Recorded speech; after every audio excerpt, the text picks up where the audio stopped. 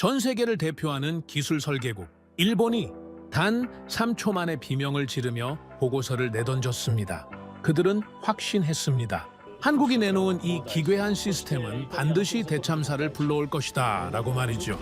전 세계 또한 한국의 처참한 몰락을 예상했습니다. 여러분, 그런데 말입니다. 이 사람들이 아직까지 여왕 한국을 잘 모르나 봅니다. 뚜껑을 열어본 순간 전 세계의 계산기들이 일제히 박살나기 시작했습니다. 폭우와 모래바람이 몰아치는 최악의 조건 속에서도 한국이 심어놓은 이 보이지 않는 기술은 단 0.1초의 오차도 없이 타겟을 포착해냈습니다. 일본이 낡은 기술 감옥에 갇혀 쩔쩔매고 있을 때 한국은 이미 인류의 상상을 뛰어넘는 인프라로 지구 반대편의 물류망까지 조용히 장악해가고 있었던 겁니다. 단 3초 만에 12억 달러짜리 판을 뒤집어 엎어버리고 전 세계의 표준을 태극기 아래로 통일시켜버린 대한민국. 대체 무슨 일이 벌어진 걸까요? 그 전에 잠깐 1초 만에 누를 수 있는 좋아요 버튼을 꾹 눌러주시면 영상 제작에 아주 큰 힘이 됩니다. 그럼 바로 시작하겠습니다. 이건 기술 입찰이 아니었습니다. 전쟁이었죠. 중앙아시아 7개국을 관통하는 고속도로, 그 전체 통행 시스템을 누가 설계하느냐? 12억 달러짜리 판이었습니다. 이걸 따는 나라는 향후 30년간 그 지역의 교통표준을 쥐게 되죠.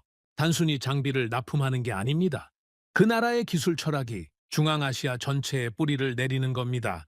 기술이 아니라 국가의 이름을 거는 승부였어요. 독일이 먼저 나섰습니다. 정밀함 하나로는 세계 최고라는 자부심을 가진 나라죠. 수십 년간 유럽 고속도로의 기준을 만들어 온 나라입니다. 프랑스도 뛰어들었습니다. 유럽 전역의 통행 시스템을 직접 깔아본 경험을 앞세웠죠. 실전 경험이라는 무기가 있었습니다. 쟁쟁한 상대들이었습니다. 하지만 저는 걱정하지 않았어요. 우리 일본이 이길 게 뻔했으니까요. 저는 사카모토 류지입니다. 일본 고속도로 통행 시스템 설계 자문위원이고 이 프로젝트의 기술 심사 책임자였죠. 교통공학 박사 학위를 받고 40년 가까이 이 분야에서 일했습니다. 수십 개의 고속도로 통행 데이터를 분석했고 리스크 관리와 안전성 평가에서는 누구에게도 뒤지지 않는다고 자부했습니다. 내부 안전성 평가 최고점, 해외 실적 최다. 서류를 넘기는 제 손가락엔 긴장이라고는 없었어요. 회의실에 9명이 앉아 있었습니다. 도쿄 본부 12층. 창밖으로 도시의 스카이라인이 내려다 보이는 곳이었죠. 커피를 한 모금 마시며 경쟁사 분석 자료를 훑었습니다. 옆에 앉은 타나카가 먼저 입을 열었어요. 독일은 비용이 너무 높습니다. 발주처가 부담스러워할 겁니다. 제가 고개를 끄덕였죠. 프랑스는요? 유지 관리 쪽에 약점이 있습니다. 장기 운영 데이터가 부족하죠.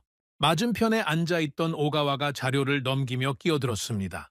독일 제안서를 보면 초기 설치 비용만 우리의 1.4배입니다.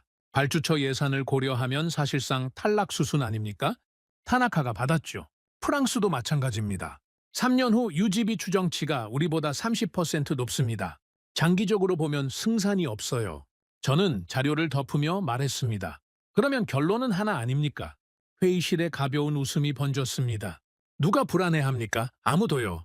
보고서는 완벽했고 시뮬레이션은 안정적이었고 발표 리허설까지 끝난 상태였죠. 우리가 내놓은 숫자에 빈틈은 없었습니다. 단 하나도요? 남은 건 결과 발표뿐이라는 공기가 흘렀습니다. 타나카는 볼펜을 돌리고 있었고 오가와는 커피를 리필하러 자리를 떴죠. 긴장감이 아니라 여유였습니다. 그때였어요. 후배 하나가 서류를 들고 들어왔습니다. 표정이 묘했죠. 불안한 것도 아니고 놀란 것도 아니고 뭐라고 해야 할까요? 어리둥절한 얼굴이었습니다. 사카모토 박사님, 경쟁 후보 최종 명단이 나왔습니다. 넘겨봤습니다. 독일, 프랑스, 일본, 거기까진 예상대로였습니다. 그런데 맨 아래 한 줄이 더 있었어요. 한국. 타나카가 먼저 반응했습니다. 한국이요? 한국이 왜 여기 있습니까? 오가와가 커피를 들고 돌아오다가 멈췄습니다. 한국이 뭘 들고 나온 겁니까? 후배가 대답했죠. 차당이도 없는 시스템을 들고 나왔답니다. 뭐라고요? 고속도로에서 차를 안 세운다는 겁니까? 네. 시속 100km로 그냥 통과시키겠다는 거죠. 회의실이 한바탕 웃었습니다. 타나카가 의자에 기대며 말했어요. 농담이죠? 차당이 없이 톨게이트를 운영한다고요? 그러면 요금 안 내고 지나가는 차는 어떻게 합니까? 오가와도 고개를 저었습니다. 사고가 나면 누가 책임집니까? 시속 100km면 충돌 한 번에 끝나는 속도 아닙니까? 웃음과 비웃음이 뒤섞인 분위기였죠. 저도 웃었습니다. 안경을 고쳤으며 한마디 했어요. 위험하군요. 그 한마디에 회의실 전체가 고개를 끄덕였습니다. 저는 긴장하지 않았습니다. 그게 문제였어요. 한국 제안서를 좀 더 훑어봤습니다. 무정차 통행 시스템. 차량이 속도를 줄이지 않고 톨게이트를 통과하는 구조였죠. 번호판 자동 인식, 실시간 요금 정산, 차당이 완전 제거. 기술적으로 흥미롭긴 했습니다. 하지만 제 눈엔 빈틈투성이로 보였어요. 타나카가 제안서를 넘기다 말고 물었습니다. 박사님, 이 시스템이 실제로 작동한다고 보십니까? 저는 잠시 생각했습니다. 그리고 대답했죠. 기술적으로 불가능한 건 아닙니다. 하지만 안전성이 검증되지 않았어요. 비 오는 날 번호판을 못 읽으면 어떻게 합니까? 먼지 쌓인 차량은요? 카메라 오류가 나면? 그때마다 무임 통과를 허용하겠다는 겁니까? 오가와가 맞장구 쳤습니다. 결국 구멍이 생기는 시스템 아닙니까? 저는 한국 제안서를 테이블 위에 내려놓으며 말했습니다. 기술적으로 흥미롭긴 합니다. 하지만 안전성이 검증되지 않았습니다. 발주처가 이런 위험을 감수하겠습니까? 회의실이 조용해졌습니다. 모두 제 말에 동의하는 표정이었죠. 타나카가 한마디 덧붙였습니다. 한국은 빠르긴 하죠. 하지만 거칠지 않습니까? 저는 고개를 끄덕였습니다. 속도는 있을지 모릅니다. 하지만 철학이 없어요. 우리는 다릅니다. 우리는 신중하고 그들은 무모하죠. 진심이었습니다. 농담이 아니라 정말로 그렇게 믿고 있었어요. 한국의 기술력 자체를 무시한 건 아닙니다. 다만 방향이 틀렸다고 확신했죠. 고속도로에서 차를 멈추지 않겠다는 발상 자체가 위험하다고 판단한 겁니다. 사고 한 건이면 끝나는 거 아닙니까? 그 책임을 누가 집니까? 우리는 최종 설계안을 제출했습니다. 완벽했죠. 차당이 방식. 차량이 진입하면 속도를 줄입니다. 차당이 앞에서 멈추죠. 단말기가 요금을 확인하고 차단기가 올라갑니다. 그러고 나서 출발하는 겁니다. 느리냐고요? 그렇죠. 하지만 확실합니다. 오류가 나면 즉시 차단되니까요. 무임 차량은 원천적으로 막을 수 있었습니다. 안전성 시뮬레이션 통과, 비용 효율 분석 완료, 유지 보수 매뉴얼까지 전부 갖춰져 있었죠. 제출하는 날 타나카가 말했어요. 이번엔 축배를 일찍 들어도 되겠습니다. 저도 웃었습니다. 오가와가 옆에서 작게 박수를 쳤죠. 솔직히 같은 마음이었으니까요. 40년 경력의 결정판. 이 프로젝트를 따면 일본 교통 인프라 수출 역사에 새로운 장이 열리는 겁니다. 그 중심에 제가 서 있었죠. 그런데 열흘 후 예상치 못한 연락이 왔습니다. 발주처였죠. 추가 테스트를 요청합니다. 타나카가 전화기를 들고 저를 봤습니다. 얼굴이 굳어 있었어요. 실제 교통량 기준 흐름 테스트를 해달랍니다. 흐름 테스트요? 네. 피크 시간대에 차량이 얼마나 원활하게 통과하는지를 보겠다는 겁니다. 저는 의자의 등을 기대며 말했습니다. 당연히 통과하죠. 우리 시스템은 안정성이 검증됐으니까요. 하지만 마음 한구석이 걸렸습니다. 흐름 테스트라는 건 속도를 본다는 뜻이거든요. 우리 시스템은 안전하지만 빠르진 않습니다. 차량이 앞에서 멈추니까요. 그건 당연한 거 아닙니까? 안전을 위해서 감수하는 시간이죠. 그런데 발주처가 왜 하필 흐름을 보겠다는 겁니까? 오가와가 조심스럽게 말했습니다. 혹시 한국 시스템 때문 아닙니까? 차를 안 세우는 방식이니까 흐름에서는 당연히 빠르겠죠. 타나카가 고개를 저었습니다. 아무리 빨라도 안전성이 보장 안 되면 의미 없습니다.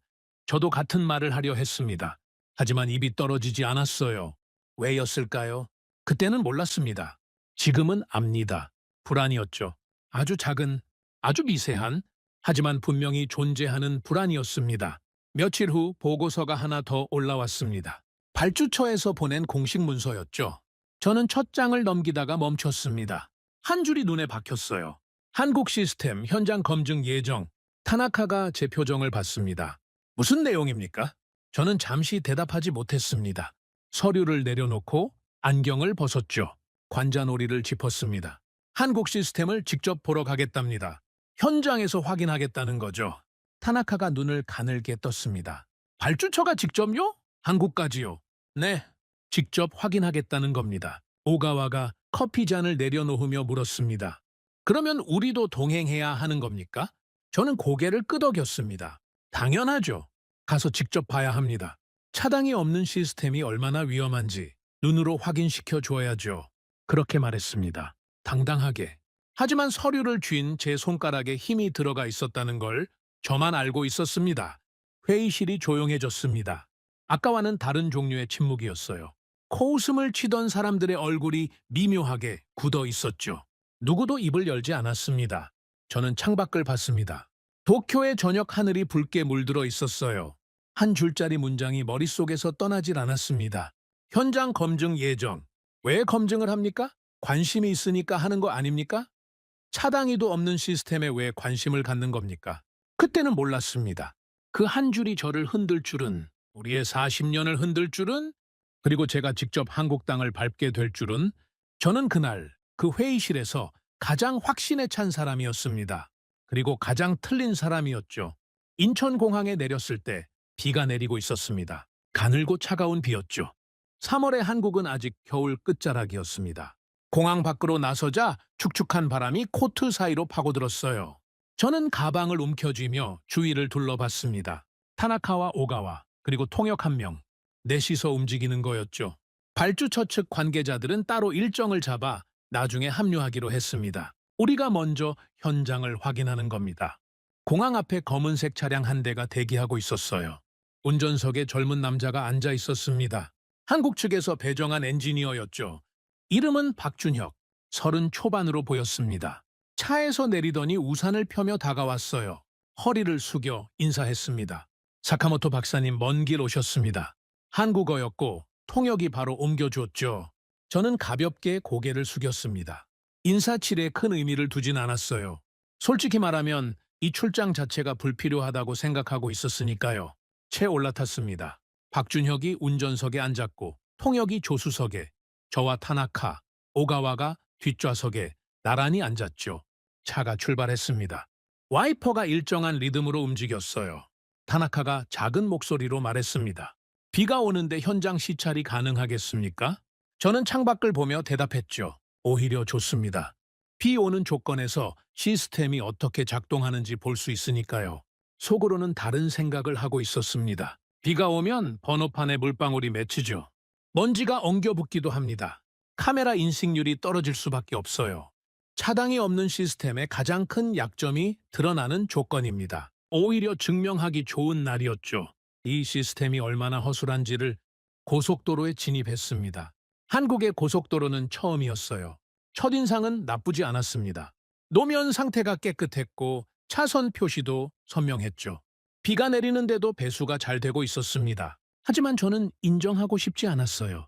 도로 상태가 좋다고 해서 시스템이 좋은 건 아니니까요. 차는 시속 100km 정도로 달리고 있었습니다. 안정적인 속도였죠. 박준혁은 여유롭게 핸들을 잡고 있었어요. 한 손으로요.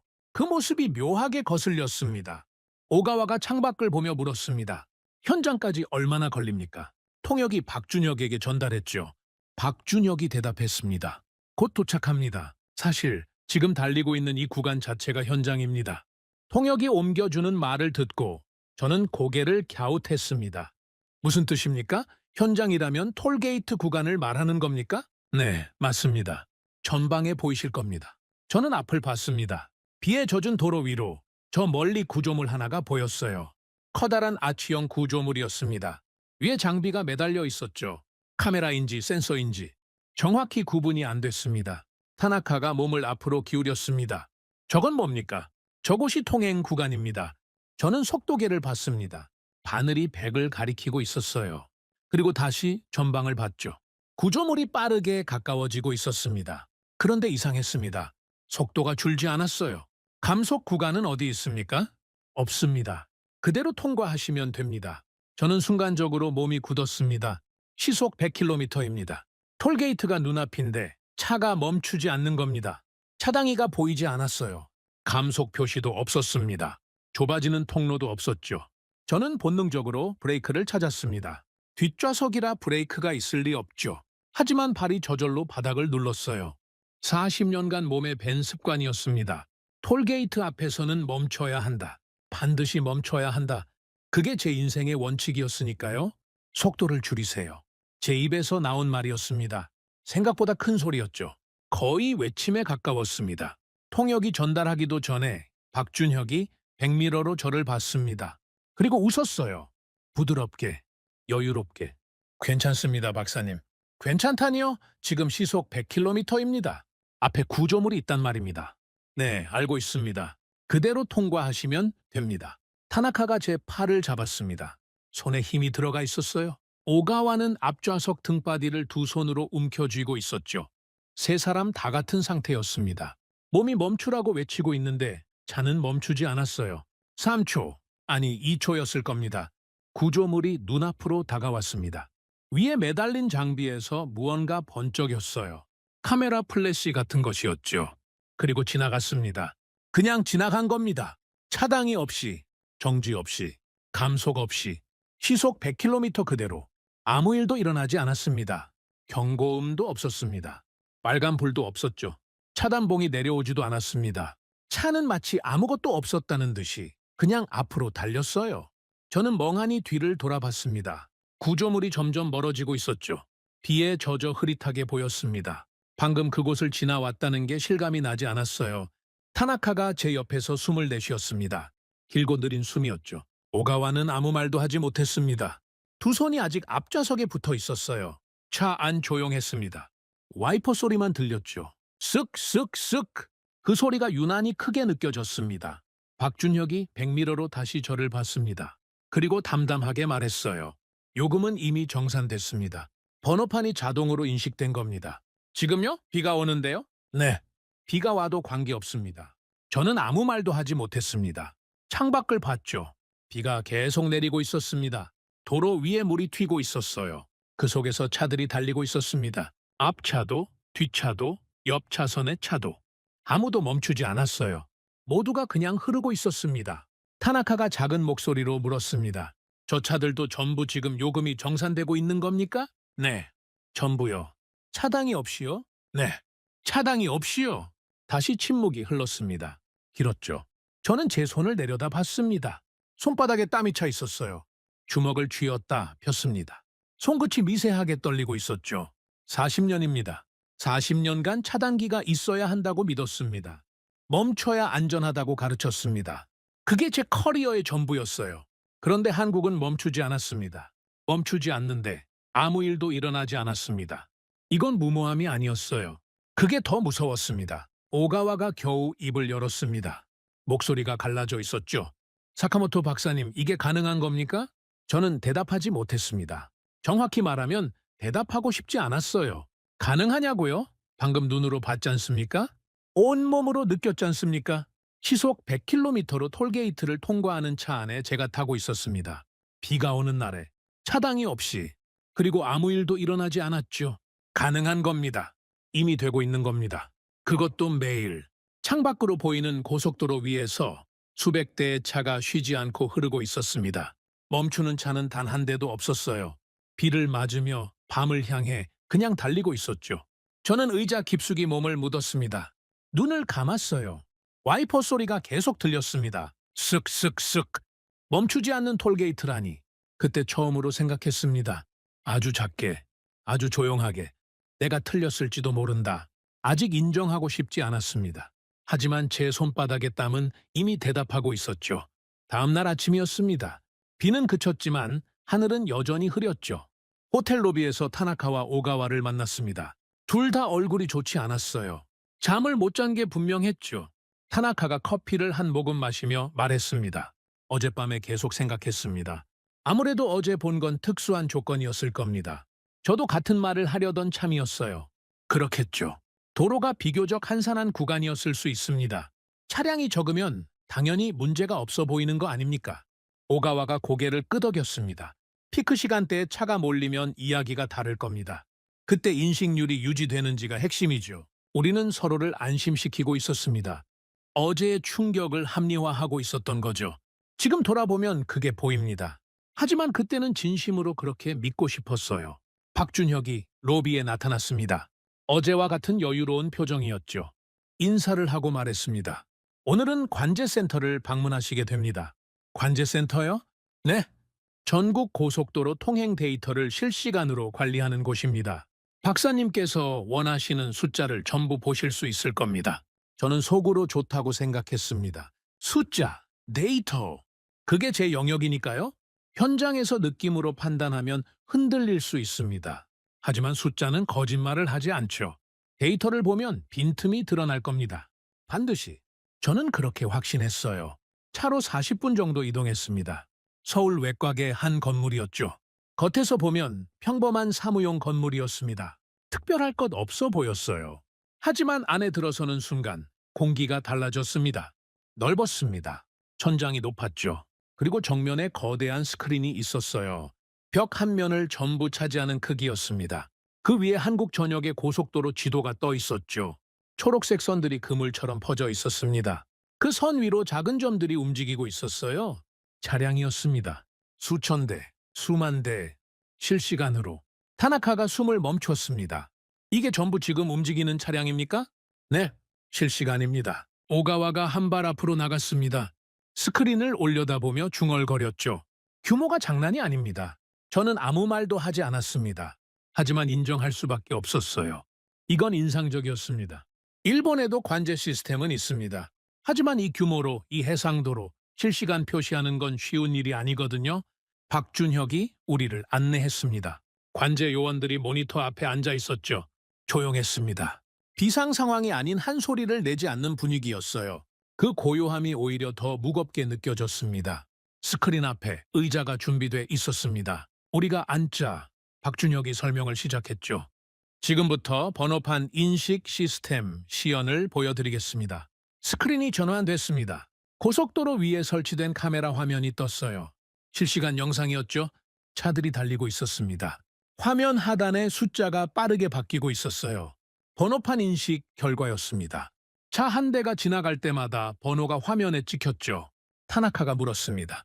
저 차들은 지금 시속 얼마로 달리고 있습니까? 약 100에서 110km 사이입니다. 그 속도에서 번호판을 읽는다는 겁니까? 네, 보시는 대로입니다.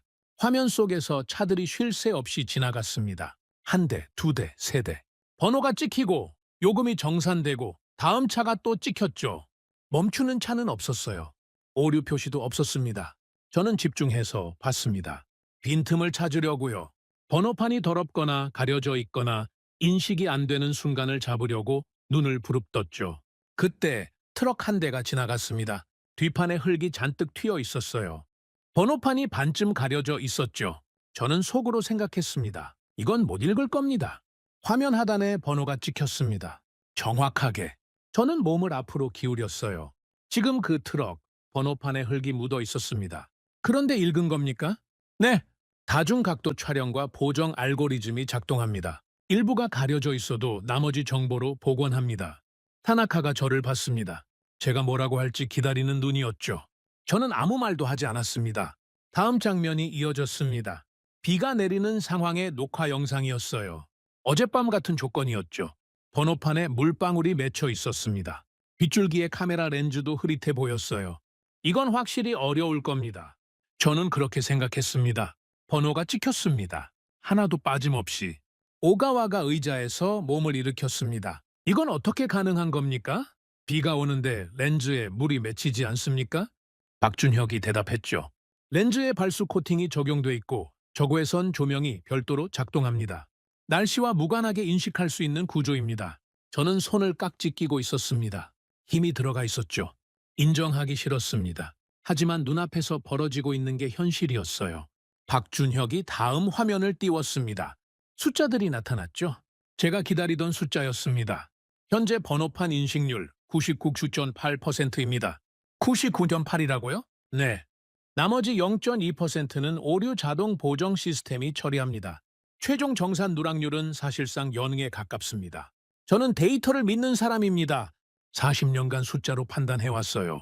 감정이 아니라 데이터가 진실이라고 가르쳐왔죠. 그런데 그 숫자가 제 편이 아니었습니다. 타나카가 조심스럽게 물었습니다. 무임 차량은 어떻게 처리합니까? 단말기 없이 지나가는 차량 말입니다. 박준혁이 화면을 전환했어요. 추적 시스템이었습니다. 번호판이 인식되면 자동으로 등록 차량 여부를 확인합니다. 미등록 차량이 통과하면 즉시 데이터베이스에 기록되고 사후 청구가 이루어집니다. 추정률은 99% 이상입니다. 차단이 없이 어떻게 막습니까? 막지 않습니다. 대신 추적합니다. 막는 것보다 추적이 더 정확합니다. 저는 그 말을 듣고 등에 소름이 돋았습니다. 우리는 40년간 막아왔거든요. 차단기로 세우고 확인하고 통과시키고 그게 유일한 방법이라고 믿었습니다. 그런데 한국은 막지 않고 추적한다는 겁니다. 발상 자체가 반대였어요. 박준혁이 다음 자료를 띄웠습니다. 사고율 비교 데이터였죠. 무정차 시스템 도입 전과 후의 비교입니다. 그래프가 나타났습니다. 도입 전 톨게이트 구간 정체로 인한 2차 추돌 사고 건수. 빨간 선이 높이 올라가 있었어요. 도입 후 파란 선이 급격히 떨어져 있었습니다. 정체가 사라지면서 2차 추돌 사고가 대폭 줄었습니다. 오가와가 중얼거렸습니다. 차당이 때문에 정체가 생기고 정체 때문에 사고가 나고 있었다는 겁니까? 네, 정확합니다. 저는 입술을 깨물었습니다. 그 말이 제 가슴에 꽂혔거든요. 우리가 안전을 위해 설치한 차단기가 오히려 사고를 만들고 있었다는 뜻이니까요. 안전을 위해 만든 장치가 위험을 만들고 있었다. 이건 단순한 기술 차이가 아니었습니다. 논리 자체가 뒤집히는 거였어요. 박준혁이 계속 이어갔습니다. 연료 절감 효과입니다. 차량이 정지와 출발을 반복하지 않으니까 연료 소비가 줄었습니다. 평균 12% 절감. 배출가스는요? 마찬가지입니다. 정체 구간이 사라지면서 배출가스가 15% 이상 감소했습니다. 타나카가 펜을 내려놓았습니다. 더 이상 메모를 하지 않았어요. 쓸 말이 없어진 거였죠. 저는 의자에 깊이 앉아 스크린을 올려다봤습니다. 숫자들이 빼곡하게 나열돼 있었어요. 인식률, 사고율, 절감률, 처리 속도. 전부 우리가 기대하지 않았던 방향의 숫자들이었습니다. 전부 한국이 옳다는 방향이었죠. 숫자는 거짓말을 하지 않는다. 제가 평생 믿어온 말입니다. 그 숫자가 그날 저를 배신한 겁니다. 아닙니다. 배신이 아니었죠. 숫자는 원래 그 자리에 있었습니다. 저만 보지 못했던 겁니다. 보려 하지 않았던 거였어요. 박준혁이 마지막 슬라이드를 띄웠습니다. 한국 무정차 시스템의 설계 철학이라는 제목이었죠. 화면에 문장 하나가 떠 있었습니다. 운전자를 믿는다. 박준혁이 저를 보며 말했습니다. 담담하게, 힘을 주지 않고 그냥 사실을 전하듯이 저희는 운전자를 막지 않습니다. 운전자가 갈 길을 가도록 시스템이 뒤에서 처리합니다. 사람을 세우는 대신 기술이 따라가는 겁니다. 회의실이 조용해졌습니다. 관제 요원들의 키보드 소리만 멀리서 들렸어요. 타나카도 오가와도 통역도 아무 말이 없었습니다. 저는 그 문장을 바라봤습니다. 운전자를 믿는다. 우리는 뭘 했습니까? 우리는 운전자를 세웠습니다. 멈추게 했죠. 차당이 앞에서 기다리게 했습니다. 확인될 때까지 움직이지 못하게 했어요. 그게 안전이라고 믿었습니다. 한국은 달랐습니다. 운전자를 믿었죠. 가도 된다고 했습니다. 대신 기술이 뒤를 봐주겠다고 했어요. 사람을 통제하는 대신 기술로 뒷받침하는 겁니다. 우리는 멈추게 했고 그들은 흐르게 했다. 그 차이가 이 모든 숫자의 차이를 만든 거였습니다. 오가와가 겨우 입을 열었습니다. 사카모토 박사님, 이 데이터를 어떻게 보십니까? 저는 한참 동안 대답하지 않았습니다. 스크린을 봤죠. 숫자들이 여전히 빼곡하게 나열돼 있었어요. 하나하나가 저를 조용히 반박하고 있었습니다. 데이터는 명확합니다. 그게 제가 할 수 있는 전부였어요. 타나카가 작은 목소리로 물었습니다. 그러면 우리 시스템은 어떻게 됩니까? 저는 대답하지 못했습니다. 차마 입이 떨어지지 않았어요. 관제센터를 나올 때 밖은 여전히 흐린 하늘이었습니다. 바람이 불었죠. 코트킷을 세우며 걸었습니다. 박준혁이 옆에서 조용히 걸었어요. 저는 문득 그에게 물었습니다. 박 엔지니어, 한 가지만 물어봐도 됩니까? 네, 물론입니다. 이 시스템을 처음 설계할 때 두렵지 않았습니까? 차당이를 없앤다는 건 사고가 나면 책임질 곳이 없다는 뜻 아닙니까? 박준혁이 걸음을 멈추고 저를 봤습니다. 잠시 생각하더니 웃으며 말했어요. 두려웠죠. 당연히 두려웠습니다. 하지만 저희는 두려움 때문에 멈추면 더 큰 문제가 생긴다는 걸 알고 있었습니다. 차당이 때문에 사고가 나고 정체 때문에 사람들이 시간을 잃고 그 비용이 사회 전체로 퍼지니까요. 두려움을 안고 전진하는 게 두려워서 멈추는 것보다 낫다고 판단한 겁니다. 30 초반의 젊은 엔지니어였습니다. 제 경력의 절반도 안 되는 사람이었죠. 그런데 그 한마디가 40년 경력의 제 가슴에 깊이 박혔습니다. 두려움을 안고 전진한다. 저는 어떻게 했습니까? 저는 두려워서 멈춘 사람이었습니다. 젊은 시절 차당이 없는 시스템을 검토한 적이 있었어요. 가능성은 봤습니다. 하지만 상부에서 한마디 했죠. 사고 나면 누가 책임질 것인가? 저는 침묵했습니다. 그날 이후로 안전 제일이라는 방패 뒤에 숨었죠. 신중하다고 스스로를 불렀습니다. 현실적이라고 포장했어요. 하지만 그건 두려움이었습니다. 결단을 내리지 못한 비겁함이었죠. 채 올라타면서 타나카가 조용히 말했습니다. 박사님, 솔직히 말씀드려도 됩니까? 말해보세요. 저도 차단기가 필요 없을 수도 있겠다는 생각이 들기 시작했습니다. 저는 창밖을 봤습니다. 대답하지 않았어요. 하지만 속으로는 같은 생각을 하고 있었습니다. 아니, 타나카보다 더 깊은 곳에서 흔들리고 있었죠. 숫자는 거짓말을 하지 않습니다. 그리고 그날 그 숫자들은 전부 한국의 편이었어요. 차가 출발했습니다. 고속도로에 올라탔죠. 또다시 톨게이트 구간을 지나갔습니다. 이번에도 멈추지 않았어요. 시속 100km, 차당이 없이, 아무 일도 없이. 하지만 이번에는 소리치지 않았습니다. 브레이크를 찾지도 않았죠. 대신 조용히 앉아서 흐르는 차들을 바라봤습니다. 우리는 멈추게 했고 그들은 흐르게 했다. 그 한 문장이 머릿속에서 떠나질 않았습니다. 관제센터에서 돌아온 뒤 호텔방에 혼자 앉았습니다. 불을 켜지 않았어요. 커튼 사이로 서울의 야경이 들어왔죠. 수많은 불빛이 반짝이고 있었습니다. 그 불빛 아래로 도로가 보였어요. 차들이 여전히 흐르고 있었습니다. 멈추지 않고 노트북을 펼쳤습니다. 오늘 관제센터에서 받은 자료를 다시 열었죠. 인식률 99.8%, 사고율 감소, 연료 절감 12%, 배출가스 15% 이상 감소. 숫자들이 화면에 빼곡하게 나열돼 있었습니다. 저는 반박할 근거를 찾고 있었어요. 환경이 다릅니다. 한국과 중앙아시아는 기후가 다르죠. 한국에서 작동한다고 해서 사막 지역에서도 작동한다는 보장이 없습니다. 모래바람이 불면 카메라 렌즈가 가려질 겁니다. 영하 30도에서 센서가 버틸 수 있겠습니까? 교통량도 다릅니다. 한국은 인프라가 잘 갖춰진 나라 아닙니까? 중앙아시아의 열악한 도로 환경에서 이 시스템이 동일한 성능을 낼 수 있을까요? 타나카에게 메시지를 보냈습니다. 내일 발주처 합류 전에 한국 측에 추가 질의를 요청합시다. 극한 환경 테스트 데이터가 있는지 확인해야 합니다. 타나카의 답장이 왔죠. 알겠습니다. 하지만 박사님, 솔직히 말씀드리면 오늘 본 것만으로도 상당히 불리합니다. 저는 답장을 하지 않았습니다. 화면을 닫았어요. 의자에 기대서 천장을 봤죠. 불리하다는 건 알고 있었습니다. 하지만 인정할 수는 없었어요. 아직은 다음 날 일정이 바뀌었습니다. 발주처 측 관계자 2명이 합류했거든요. 카자흐스탄에서 온 기술 담당관이었습니다. 나세르라는 이름이었죠. 덩치가 큰 남자였습니다. 악수를 하는데 손이 제 손을 완전히 감쌌어요. 눈이 날카로웠습니다. 기술자의 눈이었죠. 한국 측에서 별도의 브리핑 장소를 마련했습니다. 소규모 회의실이었어요. 테이블 하나에 의자 10개, 프로젝터 스크린 하나, 단출했습니다. 하지만 분위기는 무거웠죠. 발주처가 직접 참석했으니까요. 이건 더 이상 시찰이 아니었습니다. 사실상 평가였어요. 한국 측에서 4명이 나왔습니다. 박준혁, 그리고 그의 상급자로 보이는 중년 남자, 또 다른 엔지니어 1명, 그리고 프레젠테이션을 맡은 여성 연구원이었죠. 발표가 시작됐습니다.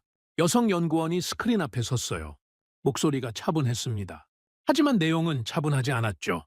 한국 무정차 시스템 도입 전후 비교, 구간별 상세 데이터, 스크린에 그래프가 나타났습니다. 어제 관제센터에서 본 것보다 더 상세했어요. 구간별로 나뉘어 있었죠. 수도권, 영남권, 호남권, 강원권, 전부 다 포함돼 있었습니다. 도입 전 평균 톨게이트 통과 시간, 차량당 28초, 도입 후 평균 통과 시간 3초 미만. 타나카가 펜을 떨어뜨렸습니다. 주우려다 말고 멈췄죠. 28초에서 3초라고요? 네. 정확히는 2.7초입니다. 나세르가 메모를 했습니다. 고개를 끄덕이면서 저는 머릿속으로 계산을 돌렸습니다. 우리 시스템의 평균 통과 시간은 차량당 14초였어요. 일본식 차당이 방식이 세계적으로 빠른 축에 속한다고 자부했습니다. 그런데 한국은 3초, 2배 가까운 차이였죠. 하지만 저는 포기하지 않았습니다. 반박할 여지를 찾았어요. 통과 시간이 빠르다는 건 인정합니다. 하지만 핵심은 안전성입니다. 속도가 빠르면 그만큼 오류 대응 시간이 줄어드는 거 아닙니까? 여성 연구원이 고개를 살짝 끄덕이더니 다음 슬라이드를 띄웠습니다. 좋은 지적입니다. 다음 자료를 보시죠. 톨게이트 구간 사고 발생 빈도 비교였습니다. 도입 전과 후. 그래프가 명확했어요. 도입 후 사고가 줄었습니다. 그것도 많이. 톨게이트 구간 2차 추돌 사고. 도입 전 대비 72% 감소. 72%요? 네? 차량이 멈추지 않으니까 정체가 사라지고 정체가 사라지니까 추돌이 줄어든 겁니다. 오가와가 작게 신음을 냈습니다. 타나카는 메모를 멈춘 채 스크린만 바라보고 있었죠. 저는 다시 방역했습니다. 환경이 다릅니다. 한국은 도로 인프라가 잘 갖춰져 있습니다. 중앙아시아 조건에서 같은 결과를 기대할 수 있습니까? 극한 기후, 모래바람, 영하 30도. 이런 환경에서 테스트한 데이터가 있습니까? 회의실이 잠시 조용해졌습니다. 제가 드디어 유효한 공격을 한 거라고 생각했어요. 하지만 그 침묵은 짧았습니다. 박준혁의 상급자가 입을 열었습니다. 처음으로 말하는 거였죠. 목소리가 낮고 단단했습니다. 영하 40도 테스트 데이터가 있습니다. 몽골에서 실시했죠. 모래 환경 테스트는 사우디아라비아 도로청과 공동으로 진행했습니다. 저는 입을 다물었습니다. 준비가 돼 있었던 겁니다. 우리가 던질 질문을 미리 예상하고 답까지 갖춰놓은 거였죠. 나세르가 영하 40도 테스트 보고서를 요청했고 한국 측이 즉시 태블릿으로 자료를 공유했습니다. 나세르의 표정이 바뀌었어요. 눈이 커졌죠. 고개를 끄덕이는 횟수가 늘어났습니다. 저는 점점 방어할 곳을 잃어가고 있었습니다. 환경이 다르다는 논리도 무너졌죠. 숫자가 다 갖춰져 있었으니까요. 극한 환경에서도 작동한다는 증거가 눈앞에 있는데 뭘 더 반박하겠습니까? 발표가 끝나고 잠시 쉬는 시간이 있었습니다. 복도에서 커피를 마시고 있었죠. 타나카와 오가와는 화장실에 갔고 나세르는 한국 측 상급자와 무슨 이야기를 나누고 있었습니다. 그때 박준혁이 다가왔습니다. 커피 한 잔을 들고요. 옆에 서더니 가볍게 말했어요. 박사님 발표는 어떠셨습니까? 인상적이었습니다. 그건 진심이었죠. 부정할 수 없었으니까요. 박준혁이 커피를 한 모금 마시더니 잠시 망설이는 듯 했습니다. 그리고 물었어요. 조용하게, 하지만 정확하게. 박사님, 한 가지 여쭤봐도 될까요? 말해보세요. 일본은 왜 차단기를 유지하셨습니까? 단순한 질문이었습니다. 공격적이지도 않았어요. 비꼬는 톤도 아니었죠. 진짜로 궁금해서 묻는 눈이었습니다. 30 초반의 젊은 엔지니어가 40년 경력의 박사에게 순수하게 던진 질문이었어요. 그런데 저는 바로 대답하지 못했습니다. 입을 열려 했습니다. 안전 때문입니다. 그 한마디면 될 일이었죠. 지금까지 수백 번 해온 대답이었습니다. 안전이 최우선이니까요. 차당이는 오류를 막는 마지막 방어선이니까요. 확인되지 않은 차량을 통과시키는 건 위험하니까요. 하지만 그 말이 목구멍에서 멈췄습니다. 왜 멈췄을까요? 이틀 동안 본 것들 때문이었습니다. 시속 100km로 톨게이트를 지나가는 차. 비 오는 날에도 정확히 읽히는 번호판. 99.8% 인식률, 72% 사고 감소. 영하 40도에서도 작동하는 시스템. 이 모든 걸 보고 나서 안전 때문이라는 말이 더 이상 진실처럼 느껴지지 않았어요. 박준혁이 기다리고 있었습니다. 재촉하지 않았어요. 그냥 커피를 들고 서 있었죠. 그 여유가 더 무거웠습니다. 그 순간 머릿속에 하나의 장면이 떠올랐습니다. 도쿄! 10년 전이었습니다. 같은 12층 회의실이었죠. 창밖으로 같은 스카이라인이 보였습니다. 테이블에 7명이 앉아 있었어요. 차세대 고속도로 통행 시스템 검토 회의였습니다. 그날 의제 하나가 올라왔죠. 차당이 제거 가능성 검토. 젊은 연구원이 발표를 했습니다. 번호판 자동 인식 기술이 빠르게 발전하고 있다는 내용이었어요. 5년 내로 실용화가 가능하다는 전망이 있었습니다. 차당이를 없애면 통과 시간이 80% 이상 줄어든다는 시뮬레이션 결과도 있었죠. 정체 해소, 사고 감소, 비용 절감. 지금 한국이 해놓은 것과 똑같은 이야기였습니다. 10년 전에 우리도 알고 있었던 겁니다. 발표가 끝나고 잠시 침묵이 흘렀습니다. 그리고 부서장이 입을 열었죠. 기술적으로 흥미롭군. 하지만 사고가 나면 누가 책임질 것인가? 회의실이 얼어붙었습니다. 그 한마디에 공기가 바뀐 거죠. 책임. 그 단어가 테이블 위에 떨어지자 모두가 고개를 숙였습니다. 누군가가 말해야 했습니다. 가능성은 충분합니다. 리스크를 관리하면서 단계적으로 도입합시다. 그렇게 말하는 사람이 한 명만 있었어도 달라졌을 겁니다. 그 사람이 저였어야 했습니다. 기술 심사 책임자, 리스크 관리 전문가, 40년 경력의 교통공학 박사. 제가 한마디만 했으면 됐어요. 하지만 저는 뭐라고 했습니까? 안전이 최우선입니다. 검증되지 않은 기술을 현장에 적용하는 건 시기상조라고 생각합니다. 가장 안전한 말이었습니다. 가장 편리한 말이었죠. 아무도 반박할 수 없는 말이었습니다.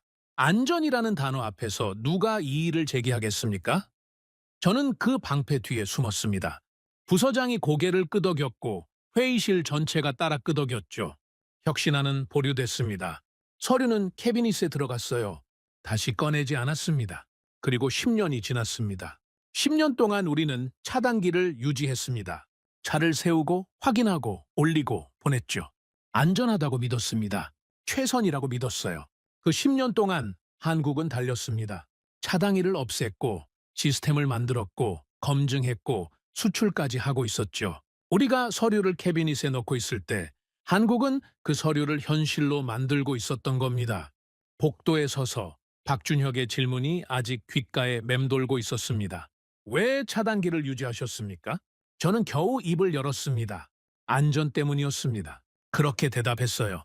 하지만 제 목소리가 얼마나 작았는지 저만 알고 있었습니다.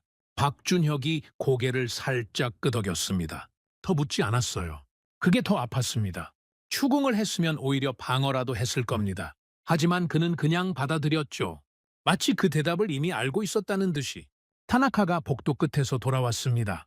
제 얼굴을 보더니 걸음을 멈췄어요. 박사님 괜찮으십니까? 괜찮습니다. 괜찮지 않았습니다. 전혀요. 회의실로 돌아갔습니다. 오후 세션이 시작됐죠. 하지만 저는 발표 내용이 귀에 들어오지 않았습니다. 10년 전 회의실이 자꾸 눈앞에 겹쳤거든요. 부서장의 목소리가 들렸습니다. 사고가 나면 누가 책임질 것인가? 그리고 제 목소리가 들렸죠. 안전이 최우선입니다. 그 두 문장이 번갈아가며 머릿속을 맴돌았습니다.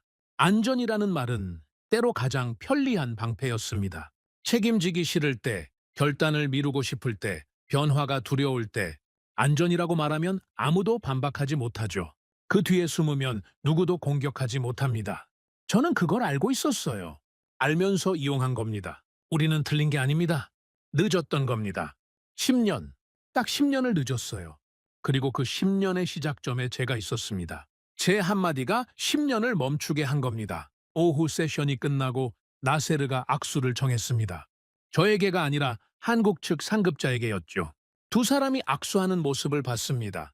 나세르의 표정이 밝았어요. 만족스러운 얼굴이었습니다. 저는 그 악수를 바라보며 서 있었습니다. 주머니에 손을 넣었죠. 손이 차가웠습니다. 호텔로 돌아오는 차 안에서 아무도 말이 없었습니다. 타나카도 오가와도 저도 서울의 도로 위에서 차들이 흐르고 있었어요. 멈추지 않고 여전히 창밖을 보며 생각했습니다. 나는 가장 안전한 선택을 했다고 믿었다. 그러나 그것이 가장 느린 선택이었다는 걸 이제야 깨닫는다. 그리고 하나 더, 그 느린 선택의 대가를 지금 이 자리에서 치르고 있다는 것도. 시뮬레이션 발표일이었습니다. 중앙아시아 발주처가 요청한 공개 테스트죠. 장소는 서울 시내의 한 대형 컨퍼런스 홀이었습니다. 건물 로비에 들어서자마자 분위기가 달랐어요. 양복을 입은 사람들이 곳곳에 서 있었습니다. 명찰을 달고 있었죠. 카자흐스탄, 우즈베키스탄, 키르기스스탄, 중앙아시아 각국의 교통 관계자들이 모여 있었습니다. 이건 단순한 기술 시연이 아니었어요. 12억 달러짜리 프로젝트의 사실상 최종 평가였습니다. 타나카가 넥타이를 고쳐매며 말했습니다. 사람이 예상보다 많습니다. 오가와가 주위를 둘러보며 대답했죠. 발주처만 오는 줄 알았는데 각국 기술 담당자까지 전부 온 것 같습니다. 저는 말없이 홀 안으로 들어갔습니다. 정면에 대형 스크린이 2개 설치돼 있었어요. 왼쪽 스크린과 오른쪽 스크린. 그 아래 발표대가 하나씩 놓여 있었죠. 왼쪽이 일본, 오른쪽이 한국이었습니다. 나란히 놓인 겁니다. 직접 비교하겠다는 뜻이었죠. 타나카가 제 옆에서 작게 말했어요. 동시 시뮬레이션입니까? 그런 것 같습니다. 불리하지 않겠습니까? 저는 타나카를 봤습니다. 왜 불리합니까? 우리 시스템은 안정성이 검증됐습니다. 시뮬레이션이야말로 우리가 강한 영역이죠. 그렇게 말했습니다. 하지만 가슴 한쪽이 무거웠어요. 이틀간 본 것들이 머릿속에 남아 있었으니까요. 그래도 시뮬레이션은 달랐습니다. 현장 체험은 감정에 흔들릴 수 있지만 시뮬레이션은 숫자로 승부하는 겁니다. 우리의 40년 데이터가 뒷받침하고 있었죠. 저는 스스로를 다독였습니다. 여기서 증명하면 됩니다. 자리에 앉았습니다. 앞줄이었죠. 나세르가 반대편에 앉아 있었습니다. 눈이 마주쳤어요. 가볍게 고개를 숙였습니다. 나세르는 표정 없이 고개를 끄덕였죠. 그 무표정이 신경 쓰였습니다. 일본 측 발표가 먼저였습니다. 우리 팀에서 준비한 엔지니어가 발표대에 섰죠. 자료는 완벽했습니다. 도쿄 본부에서 3개월간 준비한 시뮬레이션이었어요. 일본식 고속도로 통행 시스템 시뮬레이션. 피크 시간대 기준. 스크린에 가상 고속도로가 나타났습니다. 6차선 도로, 톨게이트 구간, 차단기가 설치돼 있었죠. 차량들이 진입하기 시작했습니다. 한 대씩 감속하고 멈추고 요금 확인 후 출발. 질서 정견했어요. 깔끔했습니다. 저는 속으로 고개를 끄덕였습니다. 좋습니다. 이게 우리의 강점이죠. 정확하고 안정적인 처리. 하지만 시뮬레이션이 진행되면서 문제가 보이기 시작했습니다. 피크 시간대였어요. 차량 수가 늘어났습니다. 분당 진입 차량이 200대, 300대, 400대. 숫자가 올라갈수록 톨게이트 앞에 줄이 길어졌습니다. 차량이 앞에서 멈추는 시간. 한 대당 14초. 그 14초가 쌓이기 시작한 거죠. 스크린 위에 대기열 수치가 표시됐습니다. 50대, 100대, 150대. 숫자가 멈추지 않았어요. 감속 구간이 점점 뒤로 밀렸습니다. 시뮬레이션 속 고속도로에 정체가 생기기 시작했죠. 타나카가 옆에서 팔짱을 꼈습니다. 다리를 떨고 있었어요. 오가와가 작게 속삭였습니다. 대기열이 너무 길어지고 있습니다. 저도 보고 있었습니다. 보고 싶지 않았지만요. 시뮬레이션 속 차량들이 톨게이트 2km 전부터 감속하기 시작했습니다. 브레이크 등이 줄줄이 켜졌죠. 빨간불이 화면 가득 번졌어요. 정체입니다. 피크 시간대에 차단기 방식으로는 정체를 피할 수 없었습니다. 최종 수치가 나왔습니다. 피크 시간대 평균 통과 시간 차량당 47초, 대기열 최대 길이 3.2km, 처리 용량 시간당 약 5,400대, 47초. 평소 14초인 통과 시간이 피크에는 47초로 늘어난 겁니다. 그리고 대기열 3.2km, 고속도로에서 3km가 막힌다는 건 그 뒤로 2차 정체가 연쇄적으로 발생한다는 뜻이죠. 홀이 조용했습니다. 박수가 없었어요. 의례적인 박수조차. 나세르가 메모를 하고 있었습니다. 펜이 빠르게 움직였죠. 무슨 내용인지는 모르겠지만 좋은 내용이 아니라는 건 느낌으로 알 수 있었어요. 저는 등에서 땀이 흐르는 걸 느꼈습니다. 양복 셔츠가 등에 달라붙었죠. 하지만 표정은 유지했습니다. 40년간 훈련된 표정이니까요. 다음은 한국 측 발표였습니다. 박준혁의 상급자가 발표대에 섰어요. 어제 회의실에서 영하 40도 테스트 데이터를 꺼냈던 그 사람이었죠. 한국식 무정차 통행 시스템 시뮬레이션. 동일 조건, 피크 시간대 기준. 오른쪽 스크린에 같은 가상 고속도로가 나타났습니다. 6차선 도로, 같은 교통량, 같은 피크 시간대. 하지만 톨게이트 구간이 달랐어요. 차단기가 없었습니다. 아치형 구조물만 도로 위에 걸쳐 있었죠. 차량들이 진입했습니다. 분당 200대, 300대, 400대. 숫자가 똑같이 올라갔어요. 하지만 줄이 생기지 않았습니다. 차들이 멈추지 않았거든요. 시속 100km 그대로 구조물 아래를 통과했습니다. 감속 없이, 정지 없이. 한 대가 지나가고 바로 다음 대가 지나가고 또 다음 대가 지나갔죠. 흐름이 끊기지 않았어요. 스크린 위에 대기열 수치 0대 계속 0이었습니다. 홀에서 작은 탄성이 터졌습니다. 여기저기서 고개를 앞으로 내미는 사람들이 보였어요. 분당 진입량이 500대, 600대로 올라갔습니다. 극한 조건이었죠. 그래도 멈추지 않았습니다. 대기열 수치가 잠깐 2대, 3대로 올라갔다가 바로 0으로 돌아왔어요. 시스템이 실시간으로 흐름을 조절하고 있었습니다. 최종 수치가 나왔습니다. 피크 시간대 평균 통과 시간, 차량당 2.8초, 대기열 최대 길이, 연 처리 용량, 시간당 약 18,000대. 저는 숫자를 다시 봤습니다. 눈이 잘못된 건가 싶었어요. 우리 47초, 한국 2.8초, 우리 대기열 3.2km, 한국 세온 우리 시간당 5,400대, 한국 시간당 18,000대, 3배가 넘는 처리 용량이었습니다. 비교 자체가 성립하지 않는 수준이었죠.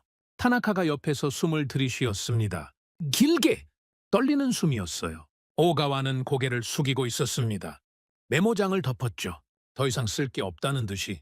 홀에서 박수가 터졌습니다. 처음에는 한두 명이었어요. 그러다 번졌죠. 앞줄에서 뒷줄에서 양옆에서 박수가 홀 전체를 채웠습니다. 한국 측 발표자가 가볍게 고개를 숙였어요. 저는 박수를 치지 못했습니다. 손이 무릎 위에 놓여 있었어요. 움직이지 않았습니다. 주먹을 쥐지도 펴지도 않았죠. 그냥 거기 있었습니다. 아무 힘도 없이. 나세르가 자리에서 일어났습니다. 마이크를 잡았죠. 홀이 조용해졌습니다. 모두의 시선이 나세르에게 쏠렸어요. 나세르는 천천히 말했습니다. 무게를 실어서 양쪽 모두 훌륭한 발표였습니다. 기술력에 대해서는 의심의 여지가 없습니다. 잠시 멈추더니 이어갔죠. 하지만 우리가 필요로 하는 것은 명확합니다. 중앙아시아의 도로는 넓고 교통량은 빠르게 증가하고 있습니다. 우리에게 정체는 곧 경제적 손실입니다. 물류가 멈추면 나라가 멈추는 겁니다. 나세르의 눈이 잠시 저를 스쳤습니다. 그리고 한국 측을 봤죠. 우리는 차량을 세우지 않는 방식을 원합니다. 그 한마디에 홀의 공기가 바뀌었습니다. 세우지 않는 방식. 그건 한국이었습니다. 우리가 아니었죠. 다시 박수가 터졌습니다. 이번에는 더 컸어요. 나세르 옆에 앉아있던 각국 관계자들이 고개를 끄덕이고 있었습니다. 몇몇은 한국 측과 눈을 맞추며 미소를 짓고 있었죠. 저는 앞을 바라봤습니다. 2개의 스크린이 나란히 서 있었어요. 왼쪽 스크린에는 우리의 시뮬레이션이 멈춰 있었습니다. 빨간 브레이크 등이 줄줄이 켜진 정체 화면이었죠. 오른쪽 스크린에는 한국의 시뮬레이션이 여전히 돌아가고 있었습니다. 차들이 멈추지 않고 흐르고 있었어요. 멈춰 있는 화면과 흐르는 화면, 나란히. 그게 전부였습니다. 더 말이 필요 없었죠. 발표가 끝나고 사람들이 자리에서 일어나기 시작했습니다. 여기저기서 악수 소리, 대화 소리가 들렸어요. 한국 측 발표자 주위로 사람들이 모여들었죠. 명함을 교환하고 자료를 요청하고 활기가 넘쳤습니다. 우리 쪽은 조용했습니다. 타나카가 제 옆에서 입을 열었어요. 박사님, 저는 대답하지 않았습니다. 박사님, 어떻게 하시겠습니까? 어떻게 하긴요. 뭘 어떻게 합니까? 그 말이 제 입에서 나왔다는 게 믿기지 않았습니다. 40년간 한 번도 해본 적 없는 말이었거든요. 저는 항상 답을 가진 사람이었습니다. 방향을 제시하는 사람이었죠.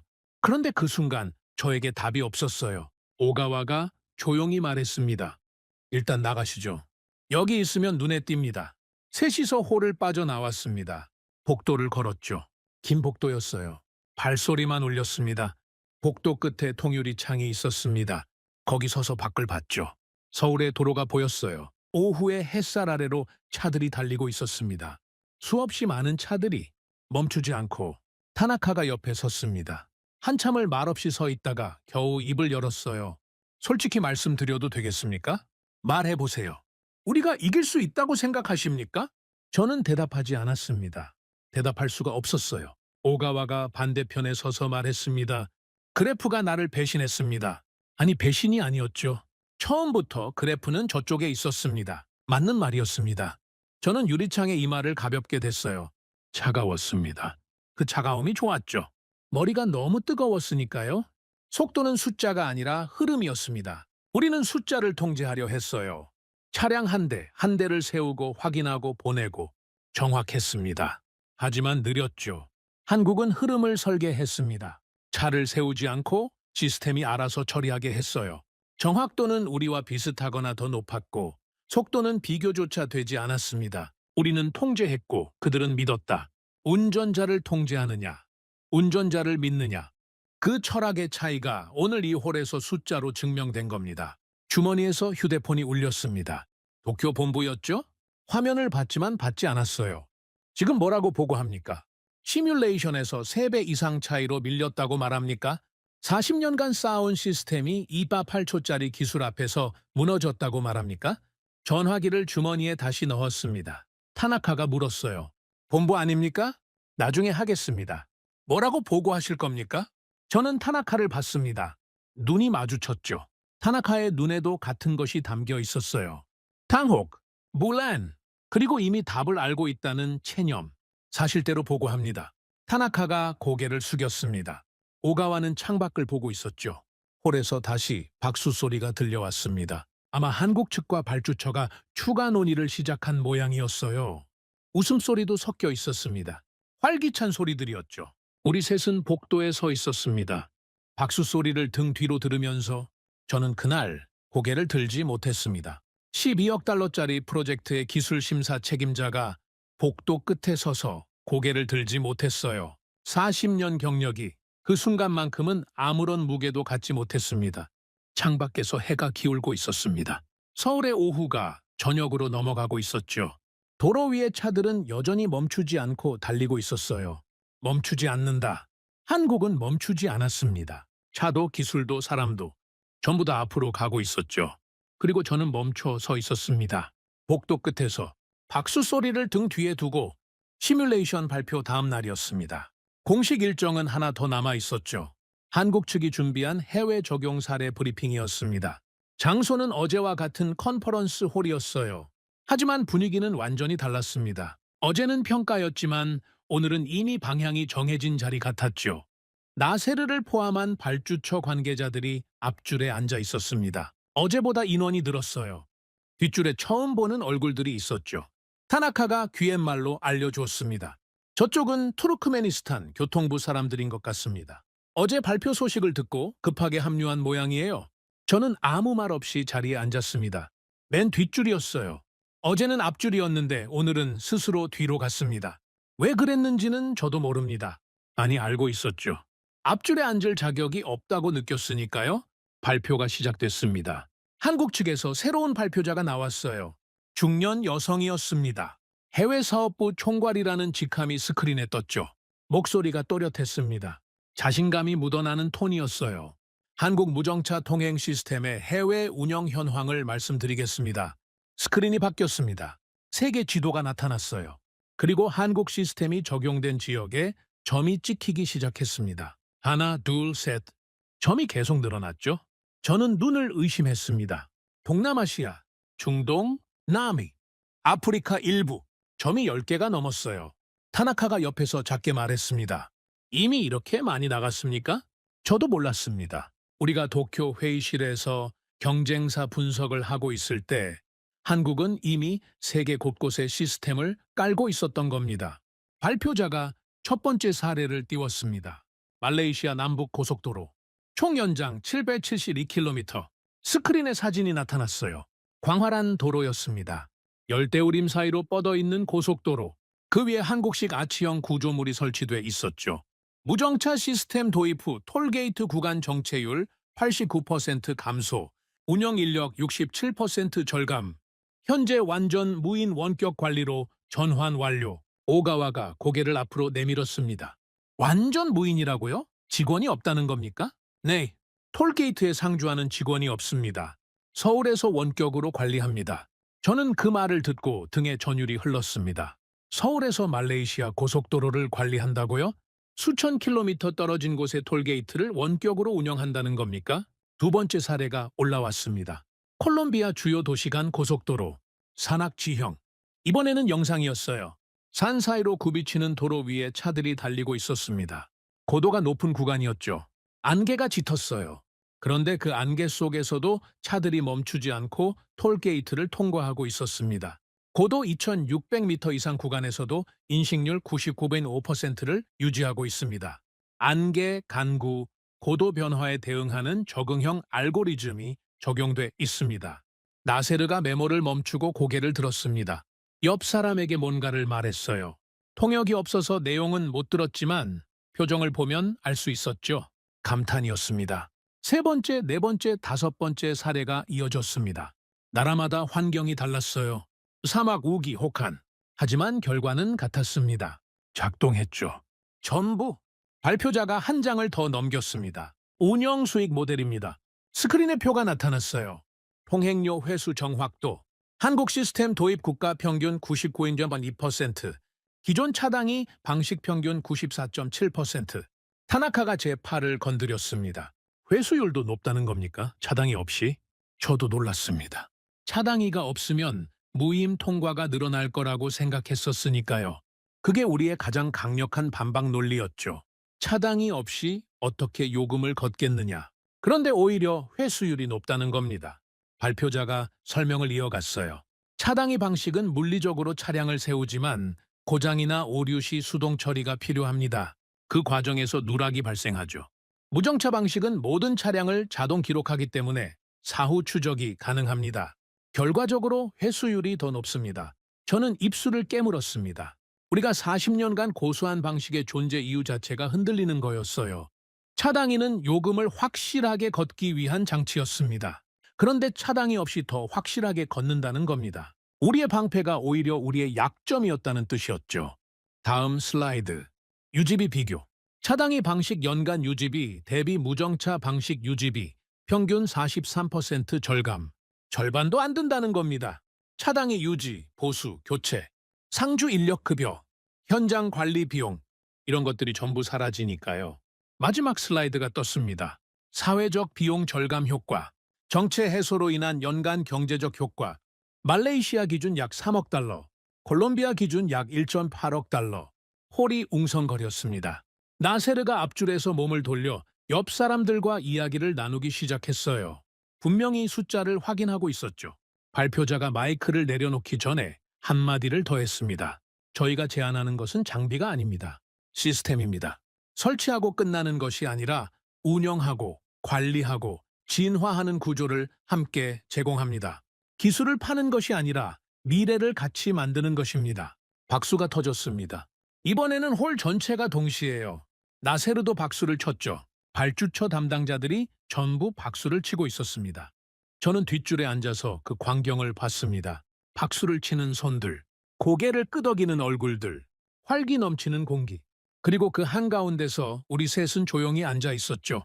발표가 끝나고 나세르가 일어섰습니다. 이번에는 마이크를 잡지 않았어요. 한국 측 발표자에게 걸어가서 직접 악수를 했습니다. 두 손으로요. 오래 잡았죠. 그리고 뭔가를 말했어요.